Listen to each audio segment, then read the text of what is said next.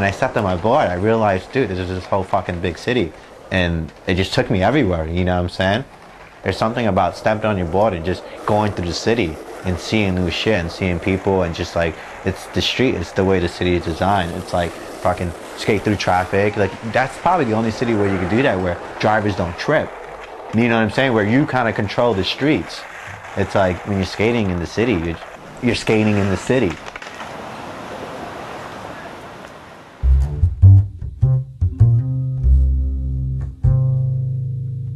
Most people think skateboarding, their mind might go and relate it to something that, you know, was created in California. But I think it was something that was happening all across the country, and maybe it was even happening in cities before it was happening in California.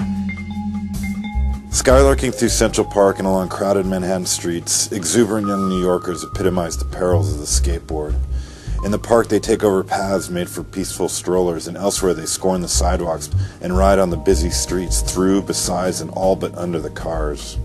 Life magazine, May 1965. What happened was some guy from up there knew one of our guys and told us about this pool. So we're like, wow, we could check out this thing. We could do this pool. You know, there's none of this wood stuff. We don't have to build anything. We could just go to this place and skateboard this pool. So we go to this place in the Bronx. I believe it's the last stop on the #1 line, 242nd Street, Van Cortlandt. We get off the train, walk a couple blocks. There's this building. It's not a project, but it's, you know, I would say it's about 9 stories tall. People live there, of course. But we didn't care. It was a pool. There could have been a dead body there who had gone around. Just the Banks was literally, that was like the Mecca.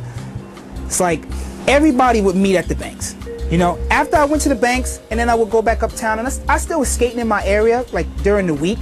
But weekends, it's the Banks. You go to the Banks, you meet new skaters, you learn new things, you know, and you just vibe with people, you know?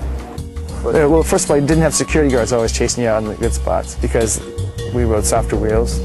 We weren't riding little hard wheels, clacking around, fucking scaring the Rottweilers behind the counter. It was amazing, like when the Gonzo, Nadas, and these guys would show up and they were like, fuck yeah, this is fun. City skating became like linking spots. And then you'd always link up with dudes who were in different little beep, beep, beep, beep, beep, beep. You know, we were all kind of bouncing around like digital super balls, you know, from spot to spot. I think back in the 80s and 90s, it was kind of just laid out. It was like, you know, no one knew. Like, it wasn't illegal, it wasn't messing up the property, and the security guards didn't even know what to do. I don't even know if they had security guards, you know? So it was open game everywhere. It was just like plazas for days, just the best spots.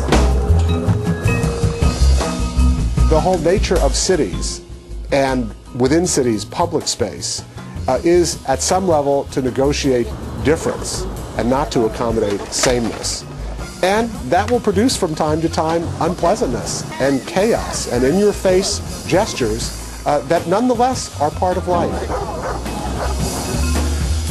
Just definitely people just branch out, and now I think a lot of people too are realizing like Manhattan's not the only place to go skating in New York. And that's the best thing too, man. It just keeps going back to like finding new shit. You'll be like, oh, let's go out to this spot way out on Utica Avenue.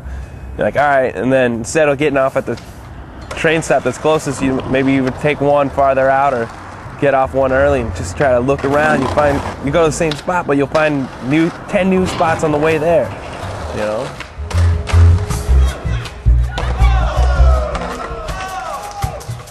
You know, skating may have been born in California, but it was when kids in Connecticut and New Jersey and New York, Pennsylvania got a hold of it and actualized it in their own environment that it really came to life.